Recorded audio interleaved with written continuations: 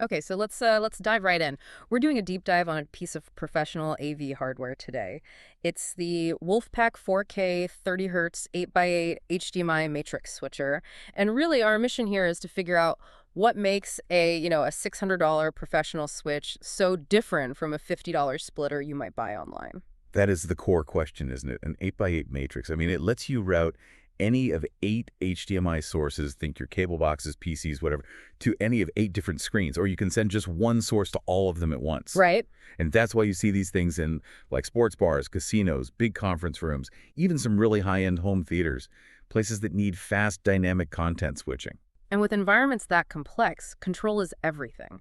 The sources point to a whole array of control methods, which, for someone trying to find a solution, is huge. You've got apps for iOS, Android, a web GUI, and then the really serious automation options like RS-232 and TCP/IP. Yeah, and just to clarify for you, RS-232 is that old-school wired serial connection for legacy systems. TCP/IP is just control of your local network.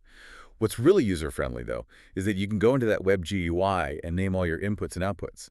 So instead of input 3, it's conference room PC. Oh, that's smart. And it also has 10 configuration scene saving. So you can just hit one button for your Monday meeting setup or, game day mode. It saves a ton of time. Okay, but what I find fascinating on the tech side is the hardware itself. It's small, it's just a one-use size, and it runs completely silent, no fans. Which is a big deal in quiet spaces, absolutely. It also has a fast switching time, around 2 seconds. But here's the thing I noticed looking at the specs. It's HDMI 1.4 and HDCP 1.4. It only supports up to 4K at 30 Hertz. Doesn't that sort of limit its use cases pretty significantly? It does, but it also tells you exactly what it's for. This isn't for, high-end competitive gaming. It's optimized for stability. For presentation rooms, digital signage, broadcast stuff, where that super high frame rate just isn't the priority. And that stability really comes down to one thing: signal integrity. Right. All that slick network control doesn't mean a thing if the signal itself is garbage. Which brings us to, I think, the key value add that separates pro hardware from consumer stuff: signal regeneration. Exactly. A cheap switch, it just passes the signal along, warts and all. But this thing, it acts like a digital filter. Yeah.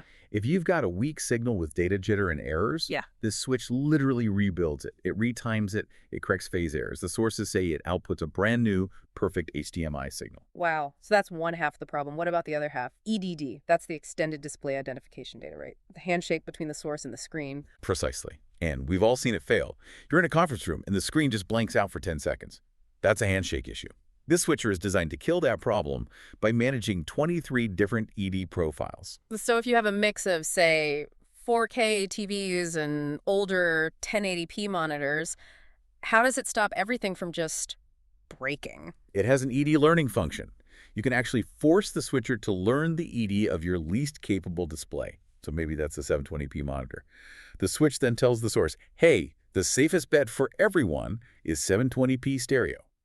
And that guarantees you get a stable picture and sound on all 8 screens. No dropouts. So that's what robust integration looks like. The source material also mentioned free Control 4 drivers with options for Crestron and Elanin, so it's built to slide right into major smart home and commercial automation setups. It is.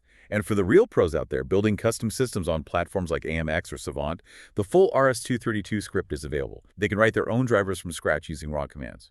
Which leads us to a final, really provocative thought for you to think about: the raw programmatic power that's packed into that command script. Yeah, just think about this. Say you want to send input 8 to outputs 1, 2, and 5 all at the same time.